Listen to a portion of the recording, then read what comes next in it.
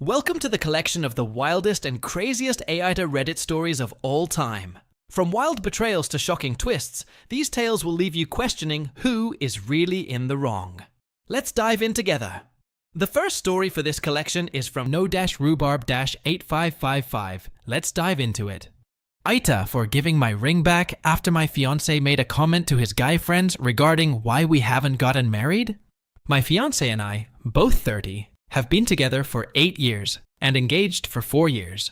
We got engaged right before COVID really hit, and obviously that put a huge halt on any sort of planning. And then from there forward, life events halted it more, became homeless, ended up pregnant, and having our child. Now we are back on our feet, but not financially where we could be yet.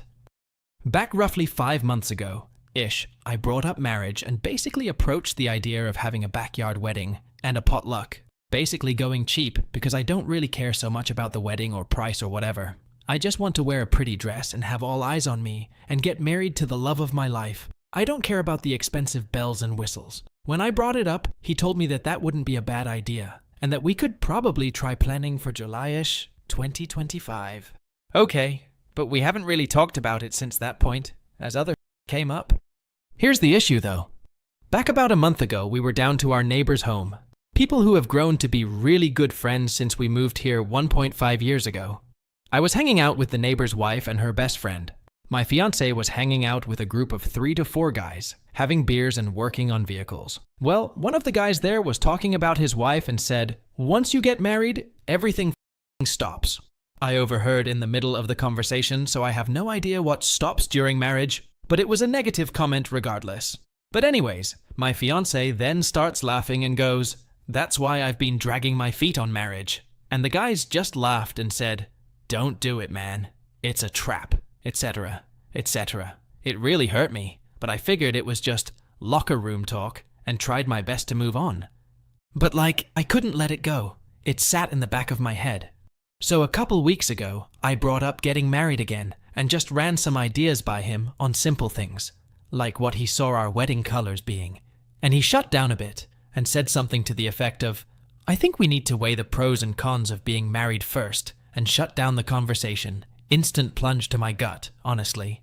So I walk outside to calm myself down, but I just couldn't shake it, honestly. So I went back inside and calmly handed him my ring back and asked him what he wanted for dinner. I didn't want to make a big deal, so there was no yelling, no crying, nothing. I was calm and moved on. But he instantly asked me what I was doing and why I gave the ring back. So I mentioned his comment to his buddies about dragging his feet, and now his comments about needing to wait and weigh the pros and cons before going through with anything, and told him I don't want to wait, nor do I want to get my hopes up for a marriage that he's clearly changed his mind about. So I would rather he have the ring back and go into this without the sound of wedding bells in my head. Let's just move on basically. We can still be together, but I don't want my hopes up. Well, he got extremely defensive. Started saying, "I'm not saying it's not going to happen," or "You're being extreme for no reason." AITA? OP is certainly not an AH. Rather, her boyfriend is an AH for continuously postponing the marriage just because he thinks everything stops after marriage. It is a red flag. OP did the right thing by returning the engagement ring. As for scores, I would rate OP 0 out of 5 on the AH scale. And OP's fiancé is a big AH, so I would rate him 2.5 on the AH scale. Let's now jump on to the next story from routine-plant 7691. My husband is having a baby with his affair partner. I want him to choose between me and the baby. AITA? 2 months ago, my husband of 15 years confessed to me that he had been having a year-long affair with a woman he met through a friend. My world was rocked to its core, but he was remorseful and filled with shame over it. After a week of contemplation on my part, and begging on his part, I agreed to reconcile. He went no contact with his affair partner immediately and blocked her everywhere. Reconciliation has been rocky and challenging, and even though he had been doing his best, I was struggling to come to terms with his betrayal. Last week, his affair partner emailed him, through a new account she created because he had blocked her original account, to inform him that she was pregnant with his child. He showed me the email and told me he needed to contact her to find out if any of it was true, or if she was just doing this to get him to talk to her. When he unblocked her phone number, She sent him screenshots of her blood work results, indicating she was indeed pregnant, as well as a picture of her sonogram. I was shattered, of course. It felt like a whole new act of betrayal, and I kicked him out of the house. My husband and I wanted children, and couldn't have them. We tried everything from medications to IVF, but nothing took. So, to learn that he got his affair partner pregnant was yet another blow. She told him she didn't want to keep the baby if he wasn't going to be in the child's life. He admitted to me that he doesn't want her to let go of the baby, as it could be his only chance to be a father. I've expressed that I am willing to continue with the reconciliation process with him, but I am in no way going to accept helping him co-parent his child with this woman, because it would mean having this woman in my life forever, and that would be torturous. He thinks it is unfair of me to be putting him in a position to choose between me and his baby. AITA? Edit 1. Skimming through the comments here. To address a few points, as hurtful as it was to learn about his betrayal, yes, I believed that with putting in the work, we could save what we had, as he was truly remorseful, and still is. However, some of the comments did ring true for me. Had he chosen me and our marriage, he would not even entertain the thought of having this child with her, and in no way, shape, or form would I ever consider co-parenting his bastard child. I don't understand the many comments suggesting he needs to do right by his child. I know this is a controversial topic for many, but this is a fetus, in my opinion, and not a child. It has not yet come to live, and to be quite honest, what happens to it is not my concern. The fact of the matter is, he is considering having a child with this woman, placing his selfish needs to be a father above me, the woman he took vows with and promised in sickness and in health until death do us part. So, for that reason alone, I won't be leaving it up to him to choose. I will make sure he knows I am no longer an option in this scenario, and will be proceeding with separation and divorce. Edit 2. Am I in the twilight zone? I get cheated on. I forgive him. I find out he fathered a baby with his affair partner. I say, I can work on it as long as she terminates, and he does not choose to become a father to her fetus. And now I'm the devil incarnate? Yes, it is a fetus right now. If his affair partner has the child, and it is born, and it exists in the real world, then yes, he should step up and be in its life. And in that case, I would no longer want to be in the picture.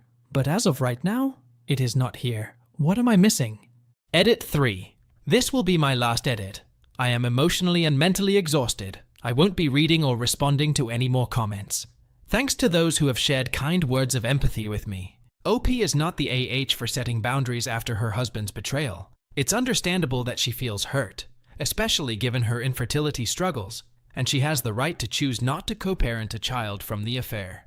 While it may seem harsh to expect her husband to abandon the baby, her emotions are valid. Ultimately, OP is making a difficult but necessary choice for her own well-being and peace of mind. Basically, it is not about the parenting a child, but it is about betrayal. So, OP is not an AH, and I would rate her 0 out of 5 on the AH scale. Let's now jump on the next story from Firakti. AITA for exposing my sister's affair. Right before her wedding and uncovering a family secret? I, 27F, have always lived in my older sister Anna's, 28F shadow. She's the golden child, brilliant, popular, and adored by our parents. I've always been the wild one, who can never do anything right in their eyes. Anna has been engaged to Jake, 30M, for over a year. He's a genuinely great guy who treats her well, and he's even become a friend to me. But about 6 months ago, during a family gathering, Anna got a little too drunk and confided in me that she was cheating on Jake with her high school ex. She insisted it was just a temporary fling, before settling down and begged me to keep it a secret. I felt conflicted, but figured it wasn't my place to interfere. Last week, Jake came to me, glowing about how lucky he felt to be marrying someone as trustworthy as Anna. It broke my heart to see him so blissfully unaware, so I finally decided I couldn't keep quiet any longer. I told him everything. When Jake confronted Anna, she denied everything and accused me of lying out of jealousy. Heartbroken and confused, he went to our parents for support. That's when things really unraveled. My parents defended Anna and revealed that they had covered for her before. A while back, she had a brief affair with a married professor during her last year of college. When the affair came to light, my parents helped her transfer to another university to escape the fallout. They convinced her to break things off quietly, promising that no one would find out about it. Now, faced with this history of cover-ups, Jake was understandably devastated. Not just by Anna's infidelity, but also by my parents' willingness to hide the truth from him. He called off the wedding, feeling betrayed by both Anna and my parents. Since then, my family has turned against me completely. They're furious, accusing me of ruining Anna's life and destroying the family reputation again. My parents have cut off communication and told me I'm jealous of Anna's success. Some relatives have even contacted me, calling me selfish for interfering in Anna's life. To make things even more complicated, Jake reached out again, asking if he should contact Anna's high school ex to get his side of the story. I'm torn between wanting him to know the truth and fearing it will just create more chaos. So, AITA for exposing Anna's affair and revealing my family's history of covering up scandals, even if it means losing my family? OP is not the AH for choosing honesty over protecting her sister's deception, preventing Jake from entering a marriage built on lies. While exposing the truth caused family fallout, OP isn't responsible for their toxic cover-ups.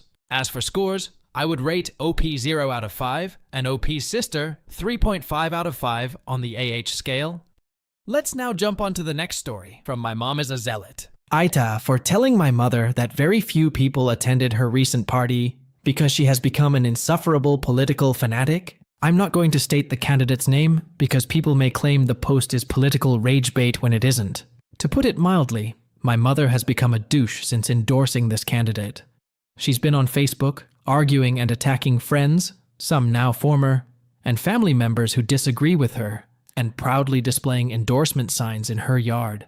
Her intensity has only grown as election season closes in. Family gatherings have become tense, as many people no longer feel comfortable around her. Nervous, she'll launch into a political rant unprovoked. My mother has a decent-sized home and yard that can comfortably host its fair share. Her parties are usually good turnouts, but at her recent birthday party, fewer people showed up than she anticipated. She overpurchased food, supplies, and alcohol, and has been complaining about the expenses ever since, and complaining about feeling unloved. I finally had enough of the self-pity, and told her I wasn't surprised by the turnout. People didn't show up because she prioritizes her love for this candidate over actual people in her personal life, and it's become exhausting to experience for everyone. She thought I was being dramatic. I told her that 3 people literally texted me to ask if she'd be talking about the candidate at the party, and said they wouldn't come if so. The saddest part was that I honestly couldn't confirm that she would keep the peace.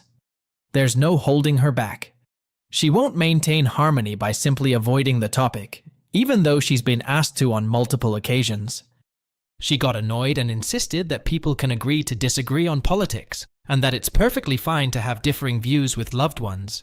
In the end, you should still be able to come together. I told her that's not really the case.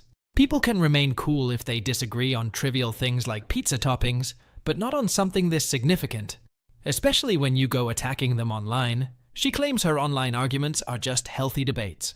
I added that her behavior has been both embarrassing and anxiety-inducing when she turns enjoyable gatherings into political battlegrounds.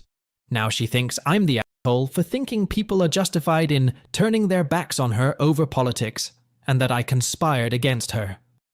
She believes that by telling her 3 people texted me about potentially not coming, I knew in advance that so many people wouldn't show up and should have warned her. OP is not an AH for giving honest feedback about her mom's behavior and political extremism, which was driving people away from them. OP did what a benevolent person is expected to do. So, OP is not an AH, and I would give her 0 out of 5 on the AH scale. However, OP mom is an AH, and I would rate her 2.5 on the AH scale. Let's now jump onto the next story from throwraw_stadhusband8. AITA for going no contact with my sister after finding out she had a hand in a traumatic childhood event. I, Candace, 34F, had a pretty rough childhood. My 3 sisters, Della, 33F, Mary, 32F, and Alice, 31F, and I were raised by my stepdad. He was the youngest two's real dad. He was a good dad in some ways, but there was a lot of physical abuse under the guise of discipline, along with being exposed to unsavory people. When I was around 11 or 12, my youngest sister, Alice, brought a letter to my dad that was apparently written by someone named Candace. It was to a boy named Dustin, and the letter basically said, "I don't like it when you try to touch me inappropriately. Please stop. Sincerely, Candace." My dad called me in and said that I had written the letter, even though that wasn't how I spelled my name, and the handwriting was different from mine. I tried to explain that it wasn't me, but he wasn't hearing it. He made me tape the letter on the wall of his bedroom, and he beat me every day, morning and night, for 3 days, making me write the date and time of each beating on the letter. The only reason he stopped is because the last day he beat me, his friend came by while he was beating me and told him he should let it go. This has been a memory that I've always struggled with.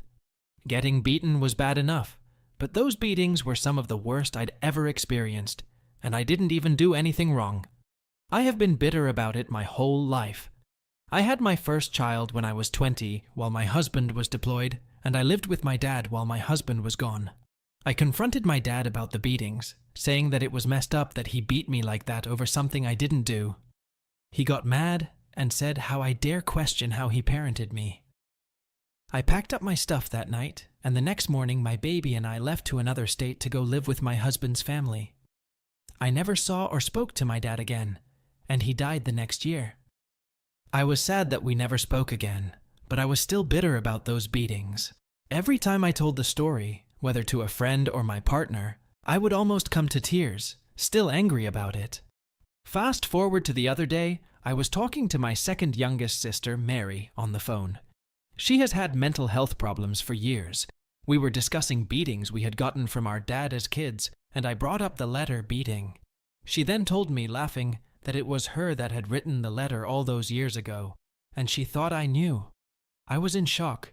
I told her I needed to hang up to process what she had revealed to me, but she kept laughing like it was no big deal. I was devastated. While I went through all kinds of physical, emotional, and sexual abuse as a child, those beatings were some of my worst memories. I couldn't believe she watched me basically get tortured for 3 days and never said anything to stop it. I hung up and called my sister Della, who was shocked to hear that Mary had done that all those years ago. She told me I should go no contact for a while to recover emotionally. So I did just that. Now my other sister and mom are blowing up my phone, calling me an AH for cutting my sister off for something she did at 9 years old. They say she was just a little kid and didn't know any better. So, am I the AH? Edit. My mother wasn't around. She ran off when we were little, which is why we were raised by my stepdad. She came back around when we were older. My relationship with my siblings is normally okay. Ironically, I always had a worse relationship with Della than Mary and Alice, at least until the last 5 years. Alice is extremely religious and is always preaching about forgiveness, which is why she's trying to convince me to let it go. My mom just tries to keep the peace. Plus, Mary lives with her and has mental health problems, so my mom just tries to keep her calm and happy. Della and I went through the worst things growing up, so we've bonded over that. She alone understands how much I went through as a kid. Thanks for all the comments. I didn't know if I was making too big of a deal about it. I've been in therapy for years. Along with my childhood trauma, I'm also a firefighter and have seen some pretty bad stuff. So therapy is a bi-weekly occurrence for me. I will definitely be NC with most of my family for a while. Update. I'm pretty shocked this post went as viral as it did, and I tried my best to speak to my wife yesterday. I just can't believe that this is the woman I married. I tried speaking with her, telling her that what she did wasn't that big of a deal, but was still not a nice thing to do. She didn't like me bringing it up again, and just told me to suck it up and stop about one mistake. She apologized, but in a tone that just sounded like she was just tired of dealing with this. I noticed her getting very heated and on the verge of starting an argument, so I backed off and switched to a different topic. I asked if we could adjust our duties at home to be fairer for both of us, since most of our management fell to me. I mean, pretty much 90% of things like cooking, cleaning, including planning for our date nights or vacations for our family, rely on me. I do think it's an issue that she gets to come home and just tell me that she's tired. Then she got up in my face, telling me I had no right to lecture her about chore duties when I'm practically at home most of the time. She completely refused to hear me out and basically told me that what we have works best for our situation. She threw me in my face that she was the moneymaker and that balanced everything out in the end. Even this morning, she was pretty annoyed with me, coming downstairs in a bad mood. I'm very sure our kids noticed it too, but I drove them to school after they got ready. When I got back, I noticed that my wife left her packed lunch on our kitchen counter. So now I'm sitting here, just feeling like the woman I've known for 15 years hates me. I guess I'll have to push this issue properly even if she gets angry. She's been ignoring my texts and attempts to call her. I can't just let her act like this, especially in front of our children. Update 2. I think I'm just done at this point. I did something I never did before and went into her phone while she slept. We both know each other's passwords, so it wasn't really difficult. Some of the cheating comments got to me, and I felt pretty paranoid about this situation. Instead, I found a group chat with some of her work friends, different from the other friends she had over. It was just non-stop mockery of me and some of the stuff I did for her. She told them how embarrassed she feels to be with me, and that I dote on her like a parent and don't feel like her husband. The lunches I pack for her are humiliating because I add sweets and other treats I know she likes. Some of her co-workers teased her about the snacks I have in for her, and she admitted to just throwing them out at work. She doesn't have any issue eating them at home, but at work, she throws out my baking. She had some choice words to say about me in her chat, some of which I don't have the courage to type out here. One of her meme pictures was of me on my knees, scrubbing a bathroom tile, edited to have some sort of dress on like I was some sort of housewife from the 1960s or something. I just closed her phone and left the bedroom. I confronted her about the chat in the morning and the contents of it, which got her panicking. I focused on our kids this morning and left her to her own devices. It's not like she would have appreciated a kid's lunch anyways. Now she's texting me like crazy at the office, but I think I lost all respect for her and what she's become. Not only does she find me overbearing and embarrassing as a husband, but then I find out she mocks me to her friends and exposes some sensitive relationship issues to her group chat. This will probably be the last update since I don't think she can come back from this. We'd just celebrated our 15th anniversary last month too. I feel like a loser now after seeing what my wife actually thinks of me. OP is certainly not an AH for going no contact with her sister after discovering that her sister knowingly caused a deeply traumatic event. No matter that Mary was only 9 at the time of the event, her laughing at the revelation shows a lack of remorse, which is enough to justify OP's response. OP's sister is an AH, and I would give her 2.5 out of 5 on the AH scale. As for OP, she gets 0 out of 5 on the AH scale. Let's now jump onto the next story from Oayao 1. AITA for letting my roommates think we were evicted so I could live alone again. Long post ahead, but to preface, I 21M have lived in this city for 4 years. The first 2 being W a cousin 25F. The 3rd year we moved on our own, and due to family troubles my cousin's cousin, we will call her Hadley, also 25F, moved away from home and to this city with our mutual cousin. After living together for 2 years, Hadley moved a man 30M from another state in W them that she knew over FaceTime for a couple months. Our mutual cousin, the one I lived with, decided to move out on her own again. During the 2 years that Hadley was down here, we became close, got jobs together, and decided to go back to school together. We were planning on going into the nursing program together, which is why when our mutual cousin moved out, Hadley suggested that we move in together so that we don't have to pay full rent while trying to put ourselves through school. So, I move in. First week is great. We are all ha ha he he, and everything seems like it's gonna be chill. Then I had a trip to Colorado, where I sustained a brown recluse spider bite on my hand, which left me basically one-handed as I was in so much pain. When I returned, they were aware of the bite, and that I wouldn't be able to clean up the kitchen really, and was ordering takeout for a while since I couldn't cook my own meals. I'm a chef BTW. They refused to clean up after themselves even though I wasn't really using the kitchen. And the groceries that I did have they got into even after multiple times of setting that boundary. So I just ate mainly takeout because I'm not buying groceries for a household of 3 very capable adults, LMAO. They started moving weird, like going to our hometown to visit family and not even telling me they would be gone, eating more of my groceries, and even straight up, walking past and ignoring me. Okay, they're way out the door. So, at this point, I am looking for a new place because I'm not dealing with this anymore. So, last week of the month, and I receive a message from the front office asking why rent hasn't been paid. Since Hadley and her BF were on the lease, first they had all the login and portal info, so I wasn't even aware that rent wasn't paid.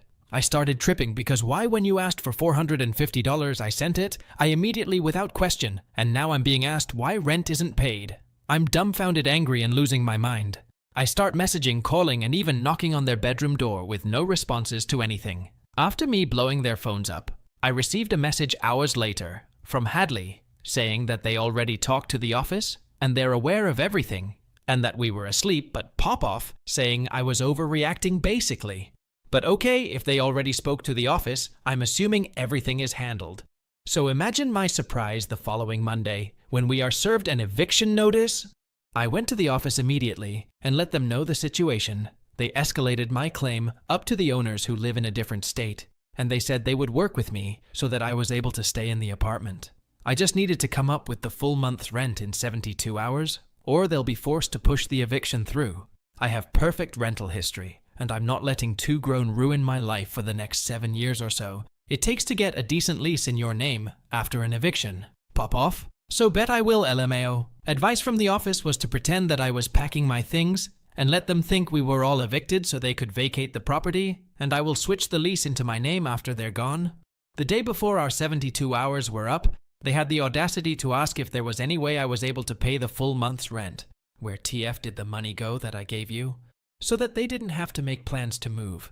In that moment, I was filled with so much rage that they were just so comfortable ruining all of our lives because get this, they have both been unemployed since the beginning of the month, and our communication was lacking so severely that they didn't even mention it the times we did talk. So I told them, we are and it's your fault. Your lack of communication has landed us here, and I am not in the position to dig us out.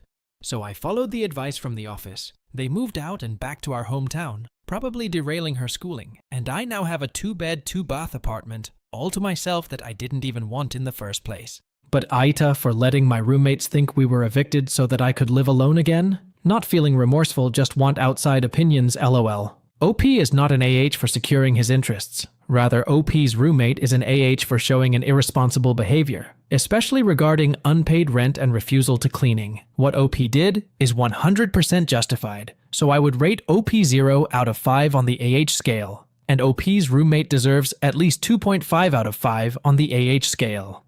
Let's now move on to the next story from Visible-Broccoli-381. AITA for breaking up with my fiancé for telling her best friend she was not engaged. My now ex-fiancé, 30F, and I, M27, got engaged 3 weeks ago. We've been dating for 5 years, and I finally got the money to give her the wedding she wanted. Well, 3 days ago, we were discussing our guest list, and I asked if she wanted to invite her best friend. Let's call him James, M30. James lives in another state, but since they were friends for 10 years, I thought I could even pay for his travel expenses since it would be great to have her best friend at the wedding. She denied, saying that it would take a lot of work to bring him, and she wanted it to be a family event.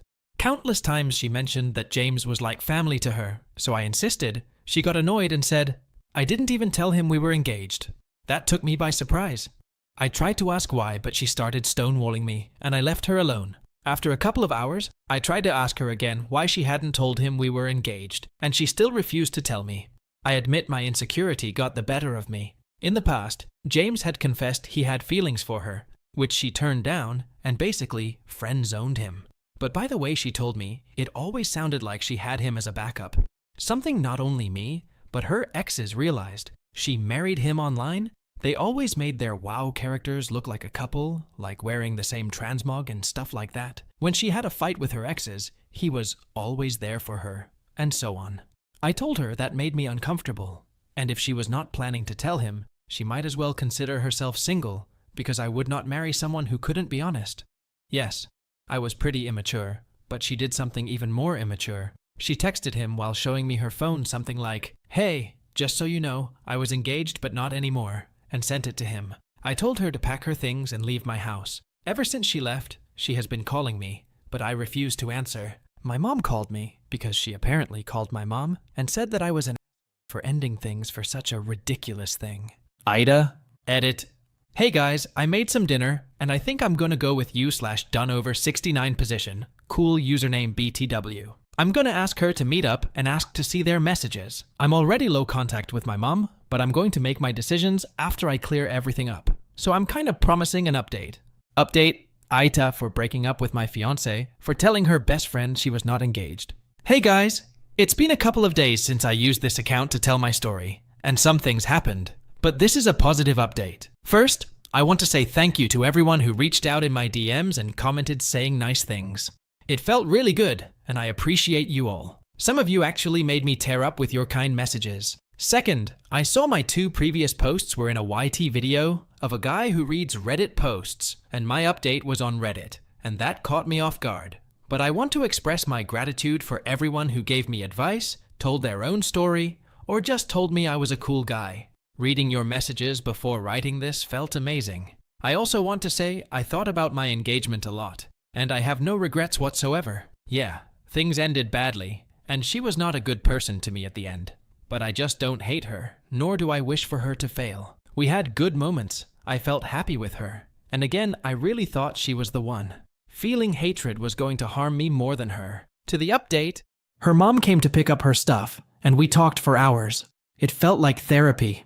I cried on her shoulders. We laughed. She expressed how much I meant to her family, and that I would always be welcome in her home. It felt so good to hear her say those things to me. Before she left, she asked me if I wanted to ask about my ex. I got curious and asked how she was doing. Her words were, "She's trying to act stoic, but I know my daughter, she's not taking this well." I left it at that. She gave me a hug and left. About the car, I'm going to donate it and get a tax write-off. But the thing I'm excited about is that I'm going to the Royal Rumble. I never even watched Raw or SmackDown live, but now that I have the extra cash, I'm going to treat myself. Again, thank you all for reaching out. Sorry to the people who love drama, that this update doesn't have an unwanted pregnancy, a fight, chaos, or a plot twist. The truth is that my life is just really boring. Be kind, people. OP is not the AH for breaking up with his fiancé. Her decision to not inform her best friend, a male best friend, about the engagement raises valid concerns about trust and transparency. Later on, she showed a very immature behavior. So, she is an AH, and I would give 3.5 out of 5 on the AH scale, and OP gets nothing. Let's now jump on to the next story from Willing Acts. AITA for telling my cheating wife a day before our daughter's graduation that I would be divorcing her. My wife and I have been married for 20 years, and we have a daughter who's 18. She graduated high school a few months ago. Around 6 years ago, I found out that my wife was cheating on me and having an affair which lasted for a couple of months. I really wanted to divorce, but my wife was really remorseful. She quit her job, she started going to therapy, she promised all reconciliation steps I asked for. Ultimately, I did decide to stay with my wife, for her sake and for our family's sake too. For around 5 years, everything was actually going great, and we had date nights, romantic vacations, and we really loved each other. However, on the 6th year, the whole thing resurfaced back on my mind, and I just couldn't get my mind off it. I finally made my decision after a particular line from my sister struck a chord with me. She said, "Would you really want use the gift of life and spend it with someone who had betrayed you so badly?" She told me this a couple of days before my daughter's graduation, and that's when I finally decided I couldn't do it anymore. A day before my daughter's graduation, I informed my wife of my decision and told her that I would be filing for divorce soon. My wife was shocked, and she cried a lot and told me she would do anything, but I told her that my decision was final. My daughter's graduation in itself was great, and I was really proud of my daughter, and my wife seemed happy too. But my daughter could sense something was wrong and asked me why her mom seemed down and trying to fake a smile. I told her not to worry about it and to just enjoy the day. The next day, however, I told my daughter I would be filing for divorce, and my daughter seemed shocked. She said how I could do this to her mom before graduation, and that's why her mom couldn't enjoy the graduation. I told her it's none of her business, but we'll both always love her regardless. My wife and I are now going through divorce proceedings. AITA? OP is not an AH here. His wife is an AH for having a secret affair despite 20 years of marriage. His daughter is also an AH for blaming him for ruining her day instead of understanding his situation. Both OP wife and daughter are selfish and AHs, so I would rate them, respectively, 3.5 and 1.5 out of 5 on the AH scale, and OP gets a 0. It is the time to move on to the next, which is from Tadash Momsister 343242. My mom feels my sister should have married my husband instead of me. AITA? I am upset at my mom and my sister because of something my mother said, but everyone around me feels I am overreacting. Please be brutally honest in telling me if I am being insecure, or if my mom and my husband are wrong in this. Let me give you a bit of backstory. My husband James, 34M, and I, 29F, were neighbors growing up. My sister, Fran, 34F, was in the same grade as my husband growing up. Everyone knew my sister in school because she is very smart and beautiful.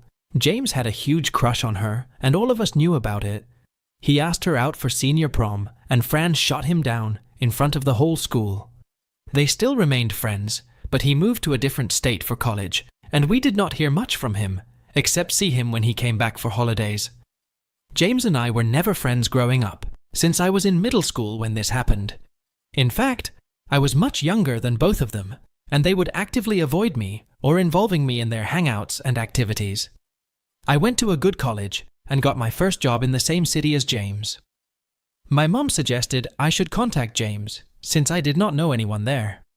We became friends, and 3 years later, we got married. We both have high-paying jobs and love our life. We moved back to our hometown during COVID as James's mom had health issues, and our jobs allowed us to work remotely. Fran also had a pretty good life. She married when she was 23 and her husband was pretty well off. 2 years ago, Fran discovered that he was cheating on her for almost the entire duration of their marriage with multiple partners, and she decided to break things off. Fran moved back with my mom. Fran had not worked for the entire duration of their marriage and was expecting to gain significant alimony from the divorce. However, due to complications regarding prenup, she barely got anything and is struggling financially. She got a job but is barely able to afford her own place and continues living with my mom. James and I were very supportive of her during the whole process. Since James and Fran were friends growing up, they both have a special bond. They have their inside jokes and stories, and I sometimes feel like a third wheel when we all meet. However, James keeps his distance and has never given me any reason to believe that he has lingering feelings for her. Fran, on the other hand, constantly visits us, like 2-3 times a week, and ends up staying for dinner and sleeping in our guest room. I don't mind her coming over, but I do not like the fact that she talks more to James than with me. Also, she always comes over when I am not at home, and I often find them sitting next to each other on sofa and watching TV when I get home. It sort of reminds me of my childhood, where I was locked out of our basement when Fran had friends over, and I would feel left out. Fran is also too comfortable around James and walks around the house in just a towel after her shower when James is around, or sleep in her underwear in guest room without locking the door. I have voiced my concerns to her, but she says that we are family, and she does not care. I have also voiced my concerns to James, and he does make efforts now to explain stories and inside jokes if Fran makes them. The main issue happened this weekend. I was hanging out with my mom and Fran last weekend, and Fran was recollecting stories about how James would do her homework and do chores for her growing up. She said, "He was so much in love with me, and I felt guilty taking advantage of him." My mom jokingly said to her that I wish you had the wits to marry James than your loser husband, and you would have not been in this situation. Fran smiled after hearing that and nodded, but I was hurt by the comment. I protested to my mom that James is my husband, and I do not want her to make such comments about him. My mom doubled down and said that she feels like it, because both James and I are high earners, while Fran is struggling.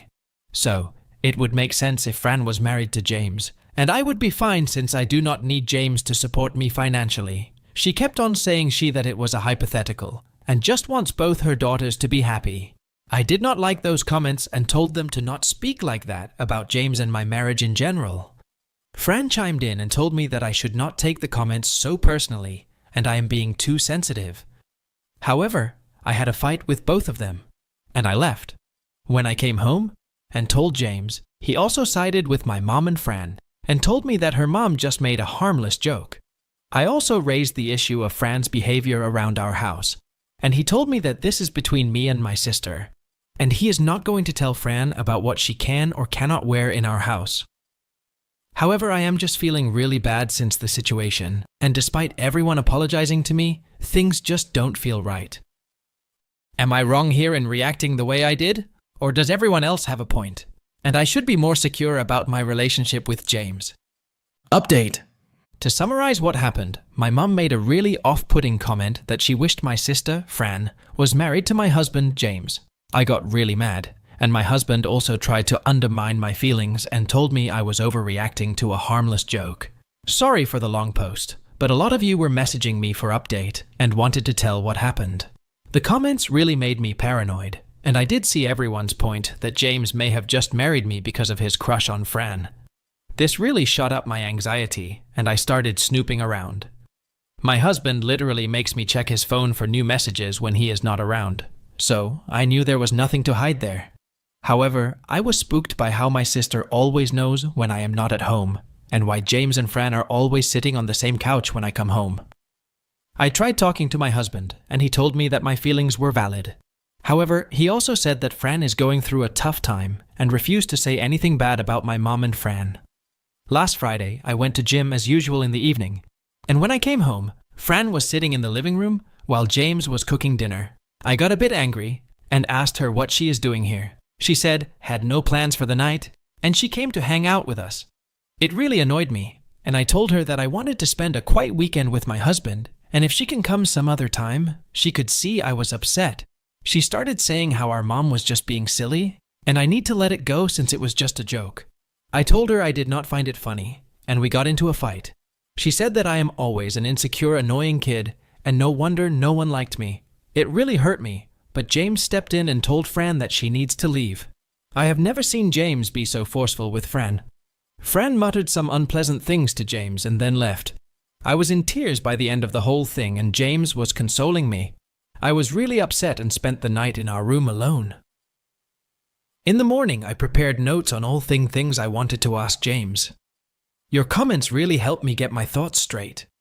I know I was being very insecure, but after reading the comments, I really started questioning if James really married me for me, or just because I was Fran's sister and looked like her. People called me Dollar Store Fran in high school. James and I had a long conversation, and I told him my anxieties and insecurities. I told him how it makes me feel that he spends so much time with Fran when she visits us, and they have their own inside jokes. I asked him if he still has feelings for her. He was calm and smiling the whole time. He told me that he will tell me the truth, but does not want me to hate him for it later. He said that he knows Fran used him all through their school days, because she knew he liked her. When he went to college, Fran still tried to keep in touch with him, but putting distance between them made him realize how badly she treated him, and he decided to just cut contact with her so that he can work on himself. That was the reason he rarely visited us when he used to come for holidays and stopped being friends with Fran. I told him that it bothered me that he chose Fran before me and ignored me during our childhood. That was the reason I always had that doubt if I was his second choice. He said that I was 13 when he went to college, and if he would have liked me instead of Fran at that age, we would be having a different problem. He told me that when I contacted him, he thought that I must be like Fran and was not very enthusiastic to meet me. However, after we hung out for a few times, he realized I am nothing like Fran. We soon became close, started dating, and got married after a few years. He told me that Fran was married by then, and he saw that I always put Fran on the pedestal and would get jealous when Fran posted vacation pictures or the new shiny things her husband bought for her.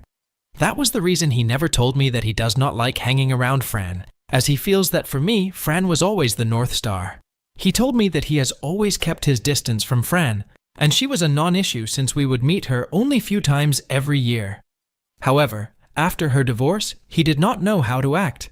He said that he was grateful to me for uprooting our lives and moving back to our hometown for his mom's health. He wanted to do the same and take care of my family. When Fran got divorced, he supported her in every way he could for me, even though he realized it meant spending a lot of time with her and listening to her bring up all the memories from high school that he wants to forget. I told him it bothered me that Fran came to our house as often as she does, and generally in evenings when I go to gym. He told me that he also finds it odd that she knows my gym routine and always comes on evenings when I am not at home. However, he told me that he has always kept his distance from her, and if she did anything that would raise an alarm, he would have told me immediately. She just makes him all the old movies or TV shows they watched growing up, and gossips endlessly about their high school friends. He told me I need to trust him, and if I want him to be the bad guy and ask Fran to not visit us often, he can do that for me.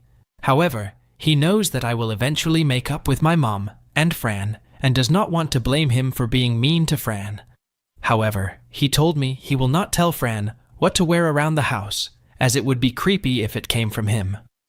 I felt I got all the assurance I needed from James, and I will never doubt how amazing of a husband he has been. My mum and Fran visited us on Sunday, and my mum profusely apologized to me. She told me she does not want me to feel bad for her comment, and she would never wish anything bad on my marriage. She meant to say that James was a great guy, and she hopes Fran can find someone like him one day.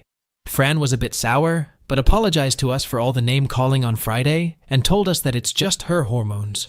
She said that she likes hanging out with her sister and her best friend, and hence comes to our house. I told her she is welcome to come anytime she wants, but to call ahead of time in case James and I have plans for the evening, and she agreed. I really want to move past this issue, but I do want to put some firm boundaries on when Fran can come to our house and hang out with James alone, as I know it bothers him too. Overall, I feel things are good now. I am glad my worst fears did not come true, but I do feel I need some therapy in order to deal with my insecurities. OP is not an AH in this situation, and her reaction is understandable and justified given the hurtful comment her mom made. OP's mom is pushing the boundaries despite knowing her insecurities around her husband's past crush. OP's reaction is completely valid. Despite all this, OP addressed the situation with maturity by communicating with her husband. So, OP is not an AH, and I would rate her 0 out of 5 on the AH scale. On the other hand, OP's mom is an AH, and I would rate her 2 out of 5 on the AH scale. Let's now move on to the next story from Agency Academic 9208, where OP exposed his husband's affair with his best friend at a family BBQ party. AITA for exposing my husband's affair with his girl best friend at a family BBQ after his father told me to get over it. I, 29F, have been married to my husband, 31M, for 5 years. We've had a good relationship overall, but there's always been one issue. His girl best friend, Megan, 30F. She's been in his life since childhood, and while I've always felt a bit uneasy about their closeness, I trusted my husband and tried to be cool with it. Megan is always around. She's at our house constantly. They text all the time, and she even comes on family vacations with us. Every time I brought up how their friendship made me uncomfortable, my husband would brush it off, saying she's practically a sister, and that I was overreacting. To make matters more complicated, my mother-in-law, 58F, is amazing. She's always had my back and has told me multiple times that if Megan made me uncomfortable, I should talk to my husband about setting boundaries. On the other hand, my father-in-law, 60M, has a very different attitude. He adores Megan and has always said that she's part of the family and that I just need to deal with it. He thinks my discomfort with their friendship is just jealousy. Fast forward to 2 months ago. My husband started acting distant, coming home late, being secretive with his phone, and just off. I had a gut feeling something was wrong, so one night I went through his phone while he was in the shower. That's when I found out that he and Megan had been having an affair for months. I was crushed. I confronted him, and he admitted everything. He swore it was a mistake, said he loved me, and begged me not to leave him. I didn't know what to do, so I stayed quiet for a bit, trying to process everything. A couple of weeks later, my in-laws hosted a big family BBQ. I was still reeling from the affair, but my husband convinced me to come, saying we needed to keep up appearances while we worked things out.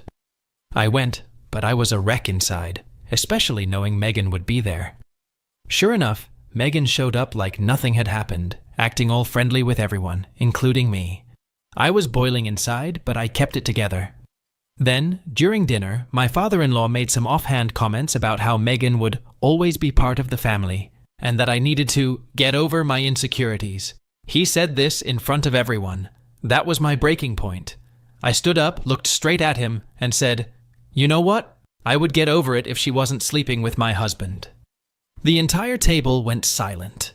Megan's face turned white, and my husband tried to calm me down, but I wasn't having it. I told everyone exactly what had been going on, the sneaking around, the lies, and the betrayal. My mother-in-law was furious, but not at me. She laid into my husband and Megan, saying they'd destroyed our marriage and disrespected me. My father-in-law, though, had the audacity to say I was overreacting and that affairs happen. But I shouldn't have aired it out in front of the family. He even defended Megan, saying she made a mistake and we should all move on. I left the BBQ and have been staying with my mom ever since. My husband keeps begging me to come home, and my mother-in-law has been supportive, but my father-in-law is telling the whole family that I'm the one causing drama and blowing things out of proportion. AITA? OP is not an AH for revealing her husband's affair with his childhood friend. The way her husband betrayed her and had a secret affair with his friend is disgusting. Exposing his affair at a barbecue party is justified given the dismissive remarks of her father-in-law and her husband's affair partner's audacity to act normal. You cannot call her natural response to betrayal an overreaction. She is not to be blamed, and she is not an AH. I would rate her 0 out of 5 on the AH scale. On the other hand, both OP's husband and his childhood friend are jerks, and I would rate them each 2.5 out of 5 on the AH scale. Now let's move forward onto another story from Emotional Local 7610. AITA for telling my daughter that the birth of her baby bothers my wife. I, 57M, have been married to my wife, Jennifer, 55F, for the last 10 years. I have a 25-year-old daughter, Cassie. Jennifer and Cassie developed a great bond over the years, which was beautiful to watch, as Cassie hadn't had a lot of mothering. Cassie's mother became a hardcore drug addict, and her parental rights had to be terminated completely. Cassie is all grown up now, and they had a beautiful relationship up until 3 months ago. Cassie had a baby boy, and when he was born, we went to the hospital to see him. It was a great day, everyone was happy, and holding the new baby, Jennifer included. When we got home, Jennifer said she needed a shower and went into the bathroom. We have a double shower, and I decided I'd join her. I was chatting and adjusting my shower head when I noticed she had her back to me. Instinctively, I knew something was wrong, and I turned her around to see that she had been sobbing. She had been trying to hide it, but when she saw that, I knew she completely broke. Jennifer had a daughter who passed away, who would be the same age as Cassie if she were still alive. She died about a year before we met, under very tragic and traumatic circumstances. I know over the years seeing Cassie reach all her milestones and wondering what could have been for her own daughter has probably been hard, but she almost never shows it. I love my wife so much, and in that moment, the only thing I wanted to do was protect her from any further hurt. After we got out of the shower, I lay with her as she cried herself to sleep. Here comes the part where I messed up. There was going to be a welcome home dinner at Cassie's house for all the family the following weekend. Cassie's husband texted me while Jennifer was sleeping to ask that we bring something, and I told him we might have to sit this one out. That Jennifer is having a hard time with the birth of the baby, and that I wanted to be with her that weekend. But we would make it up to them later. I thought everything was okay. But when Jennifer woke up a few hours later, there was a bunch of text messages from Cassie that were not nice at all. I was shocked. Jennifer has always gone out of her way to show a lot of love to Cassie. Jennifer was devastated and has been trying to talk to Cassie, but she won't speak to her. That was 3 months ago, and we haven't seen the baby since the initial trip to the hospital. Jennifer says she fully intended to go to the dinner, and I had no right to decline on our behalf without talking to her first, and that if she really felt she couldn't have gone, she just would have made up an excuse at the last minute. I really thought that Cassie and her husband, knowing Jennifer's past, would have more empathy for her. That's why I told them the truth, but it seems that was a mistake. Now everybody is hurting. AITA? OP is a little bit an AH here for sharing his wife's private emotions without consulting her. No doubt he wanted to protect her, but he unintentionally caused more harm by not letting his wife handle the situation herself. So I would rate OP 1.5 on the AH scale. It is the time to move on to the next story from Substantial Shape 6835. AITA for not allowing my wife's best friend inside my house after she disrespected me and called me a puppy. Me and my wife got married a year ago. We both are in our early 20s. I love my wife very much. I do everything for her and take care of her, and I know she loves me. I never felt ashamed for doing what my wife asked me to. As her husband, I feel like she's my responsibility, and it's my duty to take care of her. But her best friend, BFF, insulted me. Her BFF visits us every few weeks, always did. We aren't close, but we do talk, but not enough to be friends. But me and my wife's BFF got along. 3 weeks ago, she came to spend time with my wife. After talking to my wife, she came to living room, and it was just me and her, and my wife was cooking. We were watching news, and long story short, we started arguing over politics. We went back and forth, but she got angry and we started getting loud. My wife came and saw us arguing. BFF got so angry that she started insulting me. I didn't like that, but I kept it civil. But she started saying I am a simp without a backbone. I always hid behind my wife and listened to her all the time. I am weak and I do not know anything about the real world. And I am basically my wife's puppy who always listened to her, so I should shut up and listen to my wife's command. I was angry, but I just asked her to leave. She said she's sorry for what she said, but I kept asking her to leave. She looked at my wife, and my wife just said, "It's between you guys and deal with it." I demanded she leaves right away, and she left finally. I felt really bad for what she said, so I went to my wife to talk to her and asked her if you think the way she thinks. My wife said, "Ignore what her BFF said. I am not her puppy or anything like that. I am her husband, and she couldn't have found a better husband. And she's glad I am with her." We both spent the night together, and wife said she'll talk to her friend and she will always be my side. But yesterday her BFF visited once again. She said she came to me to apologize. I politely said that I am currently still angry at her, and it's better if we do not escalate. What you said was extremely disrespectful. I love my wife and will always love her. But that doesn't I am a puppy, and for you to consider me, one is disgusting. She said she is extremely sorry for what she said in her anger and didn't mean it. I asked her to leave. My wife simply said, "It's between you both. Deal with it once again." Later, my wife said I should forgive her BFF and I should not think about whatever she said, and I am her husband, so no matter whatever decision I make, she will support me and always choose me over everything else. And if I want to, she will ask her BFF to never come to our home. AITA. OP is not the AH. He was justified in setting boundaries after being insulted and disrespected by his wife's friend. Calling him a puppy was demeaning, and while the friend apologized, it's reasonable for OP to need time to process the hurt. So, OP is not an AH, and I would rate him 0 out of 5 on the AH scale. Both OP's wife and her friend are AH, and I would rate them 3 out of 5 on the AH scale. Let's move on to the last story, from Strawberry Pretend 264. AITA for refusing to switch back chores with my wife until she apologized and begged. My wife and I have been married for 5 years after dating for 3. We also lived together for 1 year while we were engaged.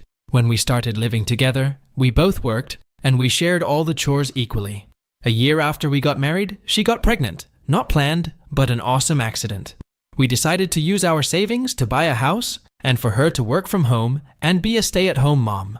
I work out of town, and when I'm home, I take care of all the yard work, and I do a bunch of chores like laundry, cooking, cleaning, grocery shopping, etc.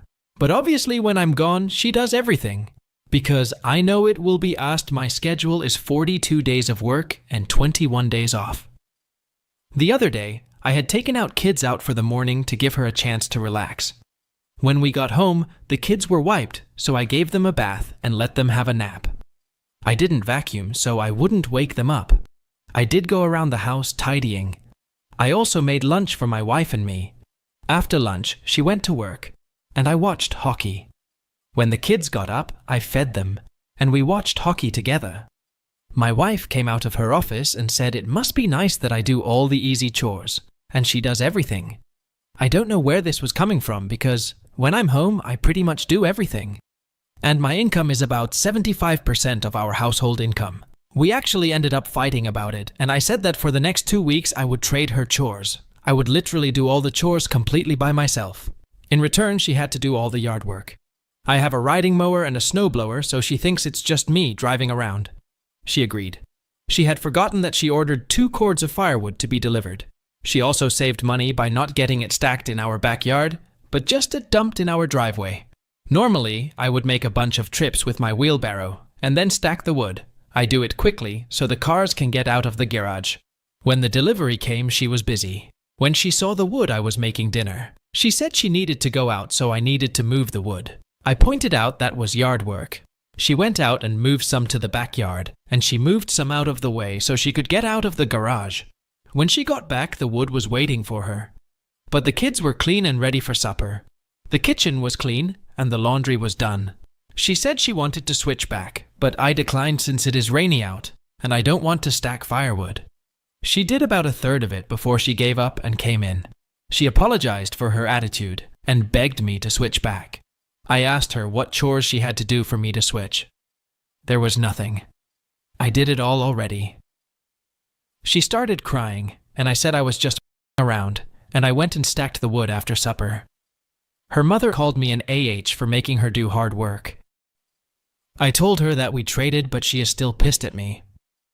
I think my wife understands what I do now, but her mom still thinks I'm wrong. AITA? OP is not an AH here. His mother-in-law is exaggerating the situation by blaming OP for their chores swap agreement. Although this was their mutual agreement and OP's wife apologized for her attitude, OP's mother-in-law's reaction is just too harsh. She is an AH here. So, for the score, I would rate OP's mother-in-law 2.5, his wife 1, and OP 0 out of 5 on the AH scale. Let's now jump on to the next story from Farm Folk vs. City Crew. Hello all. My nieces and nephews have decided I, as the cool auntie, must master this thing called Reddit with stories of my youth. I hope you all enjoy seeing the story written out as much as they've enjoyed hearing it over the years. To start this story, I need to explain a bit about where it happened. My grandfather owned a 150-acre plus forest campground property with over a dozen buildings on the property. These buildings ranged from the common rooms, ceremony hall, barn, 18 different cabins, and a few other buildings one might find on a beautiful campground. This was used as a venue for all sorts of company retreats, wedding events, camps, or getaway. Anytime a camp was run that was used horses, my grandpa enlisted the help of the grandkids. He had gotten his fill of screaming and shouting kids, or excitedly shrieking women, or men who thought they knew best when it came to horses by the time I came along. One event happened when I was about 11 years old. I was helping out with the Girl Scouts guided tour on one of the trail rides when I noticed the smell was wrong in the air. I had us all turn back while the den mother tried to harp on about how I was cutting their trail short. I lied and said one of the horses had a bad limp and we needed to turn back right away. All of the girls were worried about the horse in question, and the rider offered to walk next to her horse all the way back.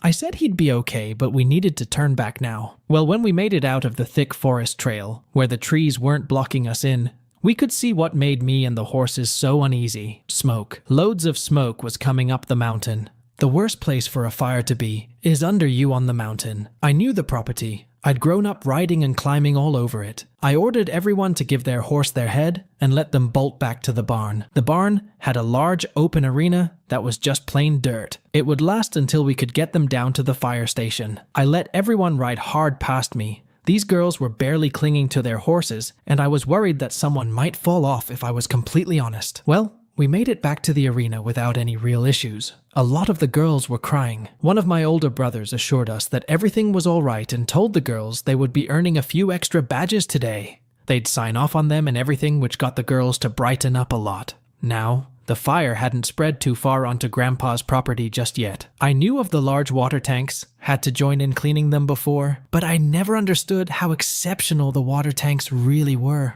That day, I got to see my grandpa's water storage almost choke an entire forest fire. The 5 small tanks, 30,000 gallons, were accessed at key spots with the fire department. The 3 medium tanks, 65,000 gallons, were put onto a sprinkler system that absolutely soaked everything on the property, turning it to a thick mud. Even the gravel and cement pathways were covered in mud. However, the 2 large tanks, 120,000 gallons, were being used with the firefighting helicopters. To a child, it felt like you were in the middle of the war zone. I was scared as I tried to keep the Girl Scouts and the horses calm when the firecopters flew overhead to refill at the main large one. By the end of it, the fire was out.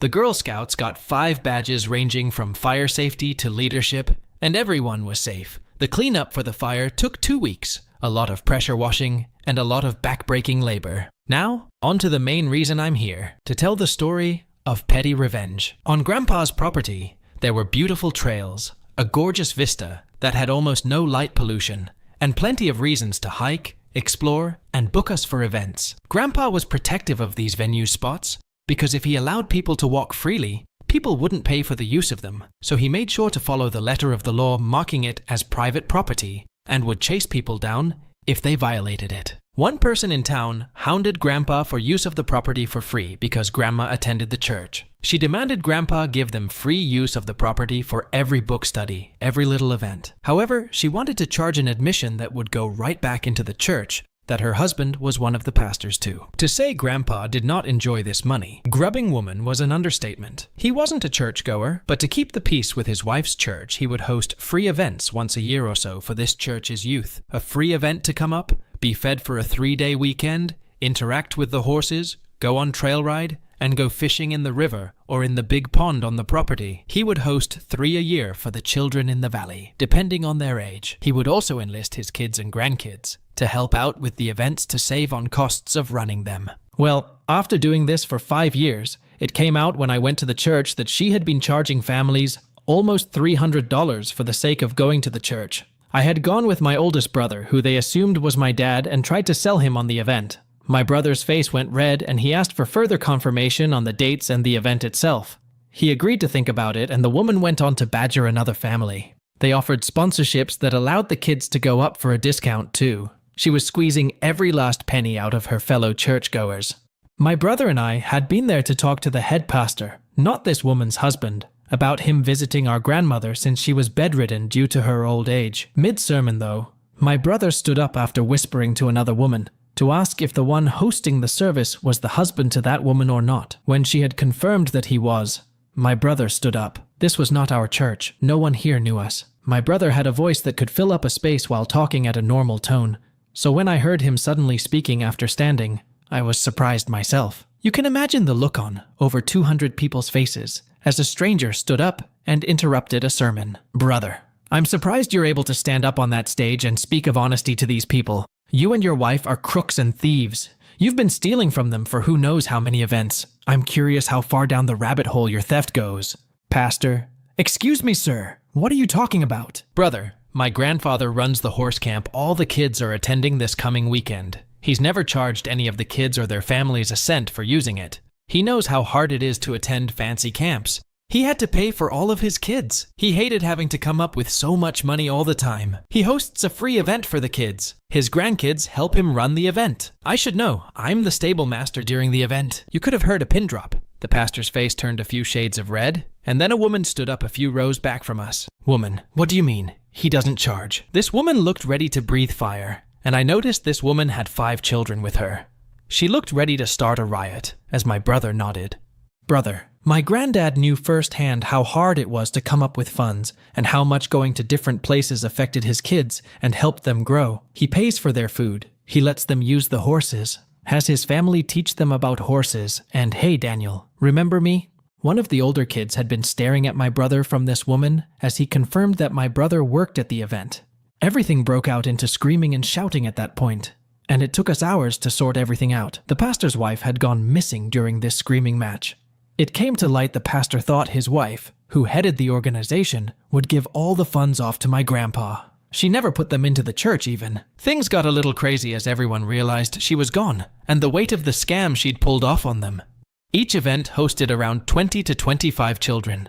People would donate money to help get the kids of families with less funds there too. So we're not sure how much under the table money was given for that goal, but we do have an estimate on how much she got away with. $105,000 was the estimated she got away with before vanishing into the night. To say it was confusing was an understatement for me. I just wanted to go back home and keep an eye on the horses. My oldest brother's fury was nothing compared to anger my grandpa felt. He was so angry about all of it, and only allowed the head pastor to come up and visit his wife, no one else. He was bitter, but at his wife's request, he wouldn't let his bitterness affect the kids. We hosted the events as planned, and Grandpa's bitterness grew as we went from having 25 as our max to almost 50 per session. Every bed was filled in the camp beds, every bunk stuffed, and all of our hearts felt raw. I was a kid, and I felt cheated, but I refused to let that show trying to follow Grandpa's example. I failed miserably a few times, I'm sure of that, but I did try. Well, now we're onto the revenge part of the story. All of the above happened in the lovely era of Internet is a thing. How new. Grandpa had his venue listed in the yellow pages, if that dates us at all. I had turned 20, and Grandma's health, which had been in steady decline over the past few years, had really crashed hard. Her end was getting close. Grandpa asked me to help with her and the events going on, because he was in no way ready to visit with people at all. So I balanced taking care of her needs and Grandpa's needs with running the venue through the booked events.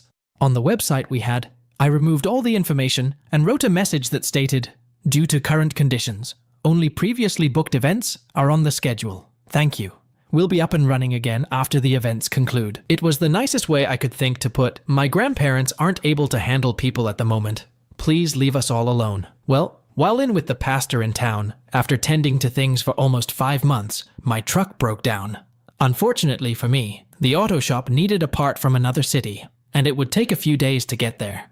I asked a family member if he could tow me to the shop over there, and he offered to have his wife drop off their car so I could get back to work with Grandma, and he'd take care of my truck. I politely refused. I desperately needed a break. Even just a ride to another town 30 minutes away would get me away from the suffocating feeling with them. They agreed and took me over to get my truck fixed.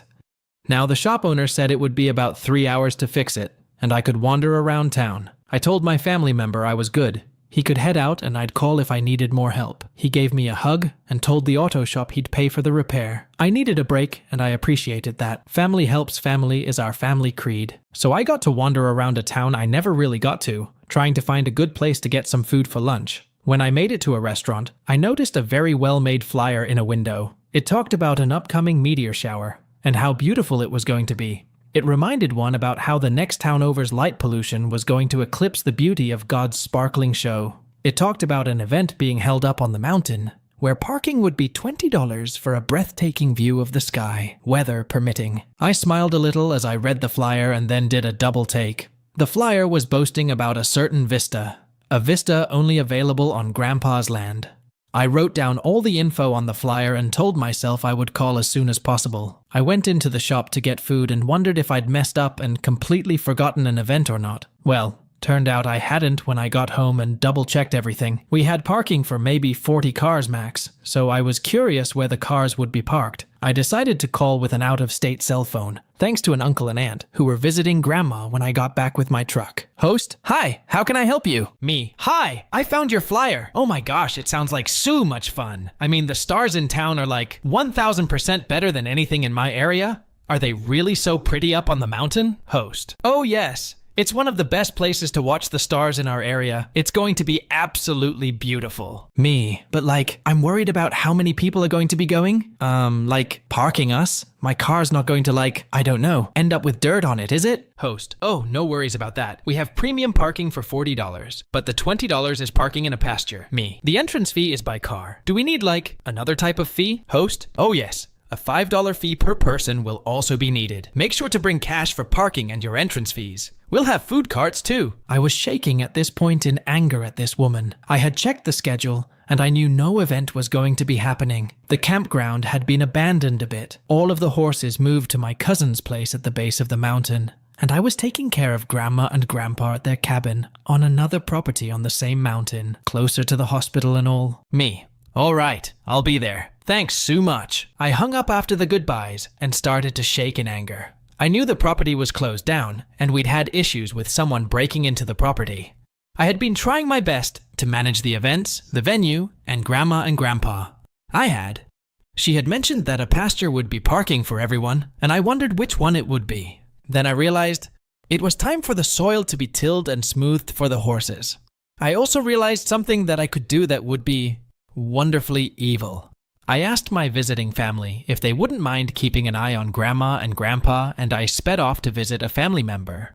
This particular man had married one of Grandma and Grandpa's daughters and adored the family and worked as part of the fire department for our area.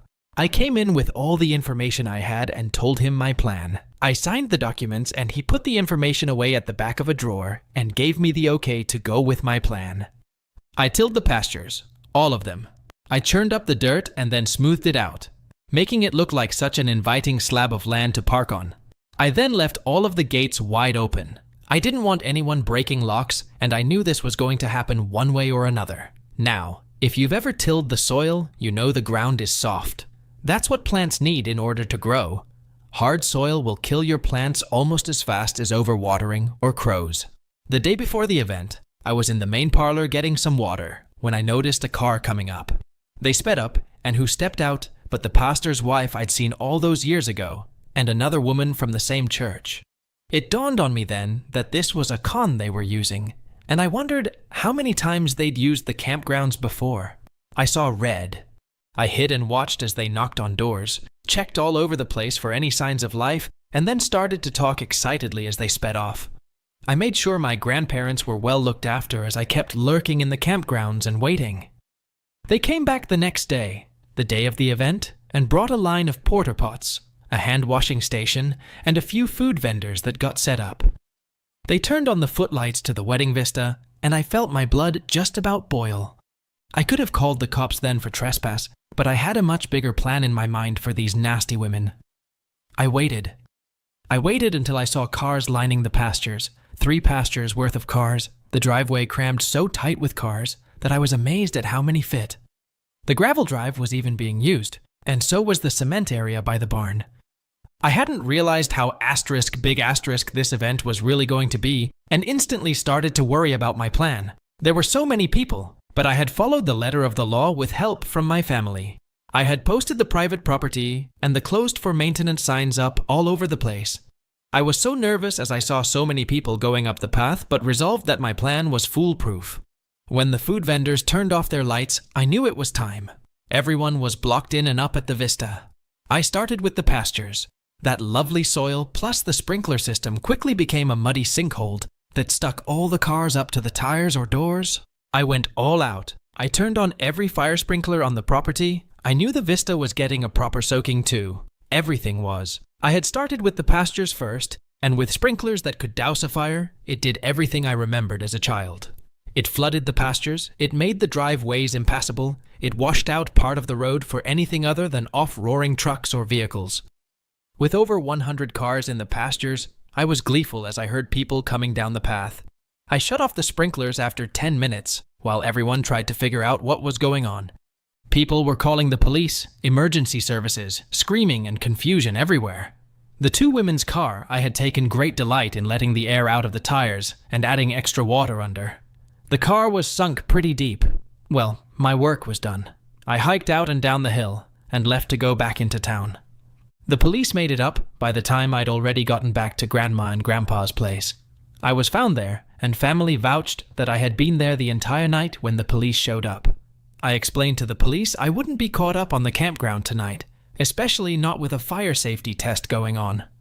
We were to test the water tank's pressure by running them on an automatic timer for 10 minutes, and then measuring the water missing from the tanks in a few days when things settled and were passable. They wanted to know about the event, and we said we weren't hosting any events at all. Why would we? When we told the police department almost a month prior, the campground was closed until further notice. The 2 women who had hosted the event were caught and charged with trespass and a whole mess of other things including reckless endangerment. The firemen produced the permit too, to test the fire tanks. After all, they were paramount to the running of the fire department. They had 2 helicopters that would fill at those stations after all, and they needed to make sure that each pump could push out 100 gallons per minute after all. The women had to pay for tow services, damage the towing caused to the property, hotels and inns for the people who were stranded, and didn't have someone else to come pick them up and a ton of legal fees. The woman from the church had been wanted for her previous crimes, and had been living at this woman's house helping her to run similar scams all over the country by using out-of-season abandoned properties for their scams. I don't have too much information on the end of it all, because unfortunately at the time it was wrapping up, Grandma passed away. I do know that all profits from the scams had been sunk into fixing the damages and repaying for the crimes. It cost a lot to dig out the cars that got stuck in the mud. I hope you all enjoyed my tale of revenge. I did not expect it to be so long to write up, but then when I tell the story to family and friends, they all know the campgrounds, so I don't have to go into that. The revenge was really satisfying and was executed masterfully. OP's clear planning revealed the true nature of the scammer poster and his wife, who were making fools of people. The OP and her brother left the duo ashamed and red-faced. It was really cool to see the exposure of the posters who were making money in the name of the church. I would just say the revenge was really cool, satisfying and whatnot. Let's not move on to the next story from Mang_Bang. 5489. Neighbors refused to be quiet, so I played the long game and made them move out. A few years ago, I got hired at a job in a big city with expensive rent. I slept on my brother's couch for a few months while I struggled to find a place, but eventually found someone in an old building who wanted to get out of their rental agreement. The apartment was pretty close to work and in a nice area, so I took it, almost too good to be true. It didn't take long for me to realize I made a big mistake. The building was old, and the walls were made of plaster. Any sound reverberated like crazy. I could hear people cough and sneeze like they were standing in my place. What's worse, I shared one of these thin walls with my neighbors, who were absolutely insane. They just would not shut up. I would hear a man and woman argue constantly, often until 2 or 3 in the morning. And by arguing, I mean literally screaming and shouting and throwing things against the wall. When they weren't arguing, they were always just loud, shouting and whining at each other like little kids constantly. Pretty much the quintessential toxic, obnoxious couple. And the shit they would argue about was so stupid. I remember hearing an argument about whose turn it was to steal shampoo from the drugstore. One time the boyfriend decided to yell, "The Bible says what the Bible says," over and over again for some reason. Almost every day, it would be something different and uniquely annoying. The first real incident happened when I was woken up by screaming and banging against my wall at 1 a.m. I did what I usually did, blasted Kenny G through my speakers at the wall until they shut up. But this time, it didn't work. The banging got louder, so I stopped the music, but then it got worse and sounded like a fight. It was hard to describe, but it sounded like the woman was getting beaten up. At this point, I was more concerned than mad, so I called my superintendent, who told me to call the police. The police came, the neighbors told them everything was fine. The police left, it was quiet, I went back to bed. Literally the next night, I am woken up again at 1 a.m. by my neighbors having another argument. This time, I heard a boom. Then the woman says, "Oh my God," in a weird voice, and then banging, and what sounds like someone being strangled. The noises were freaky and way more concerning than even last time, so I called the police again. The police came, the neighbors told them everything was fine again. The police left again, and it was quiet again. But this time, the police called me back and basically told me I was an idiot for wasting their time. They said there was no evidence of any fight, and both neighbors denied anything even happened. Even the superintendent said that no one else on the floor complained and intimated that I was starting to become a nuisance. I decided from this point forward, I was going to go full Spielberg with video evidence. The noise was bad for the next 6 months, and I would get woken up at least once a week after midnight by yelling and screaming. I made a few written complaints, a few videos as evidence, and sent them to the property manager. There was enough to serve them an eviction notice and go to the landlord-tenant board. But somehow, the property manager f***ed up the date for the hearing, and it never actually took place. Thankfully, the noise stopped anyway, for now. So I assumed the neighbors finally got the message and would be quiet from now on. I didn't fight for another hearing, because the eviction notice gave the neighbors an opportunity to be quiet, which they sort of did. As an aside, the video evidence I gathered during this time was beautiful. I was pleasantly surprised that my phone was very good at picking up their voices. It got to the point where I would get excited when I was woken up in the middle of the night, because I would run out into the hallway and film their door and room number as the noise blasted out and echoed down the hall. I gathered some damning unambiguous evidence, pure gold, and it was all time-stamped at around midnight or 1 a.m. But because the hearing got cancelled, I didn't get to present my evidence, at least not yet. For a few months, everything was reasonably okay. They were still loud as f*** during the day. And there were a few times after 11 p.m. on weeknights where I went to their door and asked them to keep it down, But other than that, things were mostly better, and I was starting to be able to relax in my place for once. Yet again, it was too good to be true. One day around 2:30 in the afternoon, I start hearing this weird high-pitched screeching coming from my neighbor's place, and it doesn't stop for hours. I'm sitting on my couch trying to figure out what it is. It sounds like a giant tropical bird moved in next door. Well, it turns out, after all the shit we went through a year ago with the noise complaints and eviction notice, my neighbors decided it would be a good idea to get a dog. And of course, these obnoxious couldn't just get a quiet, normal, well-behaved dog. They had to get a completely untrained, 4-month-old, tiny yappy Pomeranian that was incapable of being quiet. This thing would yap and screech and bark over and over and over every day for hours. While I'm still coming to terms with how miserable my life is about to become, I get a note under my door. On it, my neighbor writes that she just got the dog as an emotional support animal for her mental health and asks the whole hallway to please try to tolerate the noise. I'd already been living next to and listening to these neighbors scream at each other for over a year. They were confirmed morons, two insane, toxic in a mutually abusive relationship. I knew with certainty that they weren't capable of taking care of this dog properly, and the noise situation would go to complete. And regarding the mental health, I was going through my own troubles during this time, in part due to lack of sleep, and was seeing a therapist. The last year of complaints should have made it clear to anyone that noise was a problem for me, especially getting woken up at night. Of all the things this neighbor could have chosen to help their mental health, they chose the most obnoxious thing possible. They knew getting a loud dog was going to be a problem, and they did it anyway. It was time for war. I realized if I wanted this noise to stop, or to be even taken seriously, I needed a mountain of evidence against my neighbors. I researched the evictions process and everything that was required. I checked the forms my superintendent would have to send out for an eviction notice. I read threads on Reddit about slumlords and neighbor disputes. It became clear to me the only way to win was to be religiously disciplined, both in gathering evidence and refusing to retaliate. I became a noise complaint monk, taking a vow of disciplined log-taking and relying on mantras like, "Shut the fuck up, shut the fuck up." Once I submitted my first written complaint, things got bad. My neighbors flipped out when they realized I was complaining again. I heard stuff like, "Of all the apartments in, we have to live next to this for a few days." Then the loud arguments in the middle of the night started all over again, and one of the neighbors got into the new habit of slamming their chest of drawers against my wall at 2 a.m. The barking also got much worse. The emotional support animal letter said that the barking would get better once the dog was trained, but from what I could hear, my neighbors' methods of training began and ended with screaming at the dog, just like they screamed at each other each day. "No, bad dog! Be quiet! Shut the fuck up!" Came through my wall in new and varied combinations every day, and every time an argument started between my neighbors, the dog would always join in, even in the middle of the night.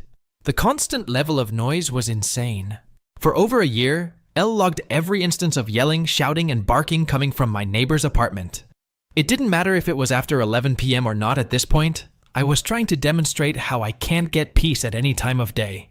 And when I say every instance, I mean I had minute-to-minute logs of every loud noise and every word I heard from my neighbor's wall. If I was woken up in the middle of the night, it went in the log. If I heard the dog bark from 12 p.m. to 1 p.m. on February 2nd, it went in the log. If I heard someone yell, "You peed on the floor again," at the dog, it went in the log. Honestly, it sucked, and made me almost lose my mind. But by the time I was done, I had pages and pages of notes. Obviously, written logs wouldn't be enough. I already had a decently fat stack of video evidence to demonstrate the true character of my neighbors, but I needed current evidence if there was going to be another hearing.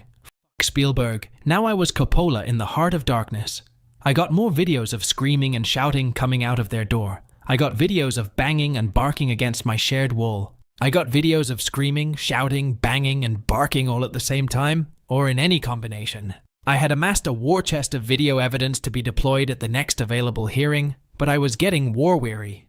At this point, I was like 6 or 8 months into the complaints process, and I could barely take it anymore.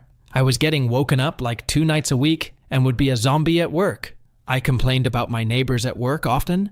I was finding it harder and harder to keep myself from blasting music, or banging on their wall, or kicking their door down. But I managed to stay strong, and I followed the eviction process like it was my religion. I sent in a second written complaint, then a third, which resulted in an eviction notice, which gave the neighbors an opportunity to be quiet. This time they didn't give a fuck. If anything, they were louder than ever before. I was looking for other places to move into when I finally get good news from the property manager. There's a hearing date. There was light at the end of the tunnel, but once the neighbors heard about the hearing date, they did everything they could to fuck me up. There were no attempts to stop the barking anymore. It was constant. The screaming matches were back in full force, and when they started yelling and screaming, the dog would go nuts. It was just an insane amount of noise. And the drawers were ridiculous. Honestly, I never expected the slamming drawers to be that bad, but they easily eclipsed the barking and the shouting. They would slam and slam and slam the drawers over and over again against my wall. And because of the plaster, it would boom, boom, boom and echo through my whole place. These assholes were definitely doing it on purpose. 3 days before the hearing date, I go to bed at 9:45 p.m. At 10 p.m., I'm still not asleep, but I'm startled by boom boom of the drawers. I log it and go back to bed. At 11:30 p.m., I wake up to boom boom boom again, and I'm pissed off. It takes me half an hour, but I fall asleep again. Then at 12:45 a.m., boom boom boom boom. There it is again. I call my superintendent, tell her what's going on. The super calls them and tells them to stop. I fall back asleep. Then at 1:30 a.m., boom boom boom. I wake up super angry. It's obvious they're doing this on purpose to piss me off before the hearing and get a reaction out of me. I call the super again and go back to sleep again. Then at 2:45 a.m., boom, boom, boom. I can't take it anymore. I scream, "Do it again! Do it again!" I lost it. I couldn't help myself. My discipline broke. My superintendent calls me and tells me my neighbors just said I yelled a death threat through the wall. What the f***? And that they're calling the police. What the f***? Everything just feels now. I can't sleep, so I just wait until morning. No police show up and I go to work. I realized I couldn't even stay at my place anymore until this hearing was over, so I went back to my brother's couch for the next 3 days. Finally, the big day arrives. I gather my evidence. Over a year of meticulously logged noise complaints, 6 instances of video evidence. I cherry-picked the gold out of 20 good ones. The previous eviction notice the neighbors received, 4 written noise complaints, including the 2 from the previous eviction notice, a letter from my coworker about poor work performance due to lack of sleep, and even a letter from my therapist about how my neighbor's excessive noise was affecting my mental health. I got there and met the property manager and superintendent, who were there with the owner of the property management company and a slick-looking lawyer. I handed the lawyer all my evidence. I gave him a USB stick with the videos. I even handed over my big Bluetooth speaker to make sure the videos were loud enough to hear. Laptop speakers suck. I look over to my neighbors, and they are wide-eyed. They look scared. Finally, we all go into the landlord-tenant boardroom with everybody. The adjudicator first asks if anyone wants to mediate instead of going through with the hearing. My neighbor's hand immediately shoots up. I say in front of everybody, I don't want to mediate. But apparently it's not up to me, and the lawyer takes me aside. The lawyer tells me if it goes to mediation, the neighbors and the property management create an agreement. For example, no more noise at X o'clock, and if that agreement is broken, once it results in an immediate eviction. He explains, if we go in front of the board, instead it's a 50-50th chance they either get evicted or get off completely. Obviously, mediation is the better way to go. I know these idiots are already incapable of keeping quiet, so I agree with the lawyer. We go out to find the neighbors and they're nowhere to be found. Turns out they opted for the free legal counsel. I wonder why, and won't be available until the afternoon. While waiting, I explained to the property manager, owner, and lawyer what happened a few days ago with the slamming drawers all night long. When I made my complaints before, no one really took them seriously, but today everyone is very interested in everything I have to say. The afternoon comes, and I'm excluded from the mediation meeting because it's between the neighbors, the lawyer, and the owner. I can't hear what they're saying, but I can hear my neighbors yelling and shouting from inside the room, so I know it's not going well for them. Everyone leaves the room and the lawyer comes up to me. He tells me the mediation failed, the neighbors refused to change their behavior, and won't accept any terms. The lawyer says they have to go in front of the adjudicator again. But by now, it's almost the end of the day. I wait another hour or two, and everyone comes out. I see my neighbors leave as the lawyer comes by again and explains.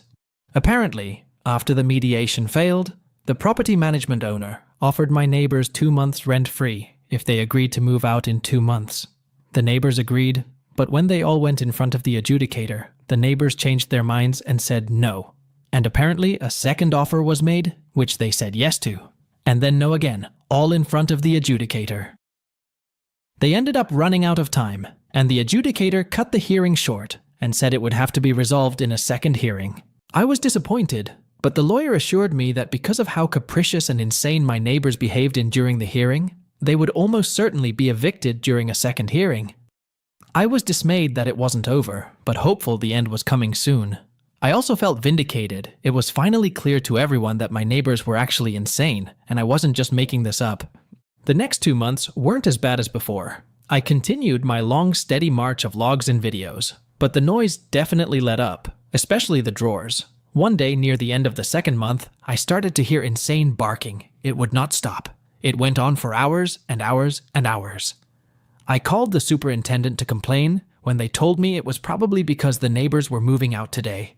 Yes. Ha ha ha. Finally. Apparently, she couldn't tell me earlier because of privacy reasons. As they were moving out, I blasted "Na Na Hey Hey Kiss Him Goodbye" on loop, put in some earplugs, and took a 2-hour bath. My apartment is quiet now, and I can finally sleep. It wasn't exactly the satisfying, crushing blow I wanted, but my discipline paid off, and now I can live in peace. The revenge was kind of cool. Not that much, but cool and satisfying. The final scene where OP plays the farewell song and the toxic neighbor was leaving was really cool and satisfying. I can say OP's struggle of evidence gathering finally paid off, and now he can sleep peacefully. By the way, I would give OP a selfish advice of changing his flat to a peaceful area instead of fighting for peace in a dysfunctional neighborhood.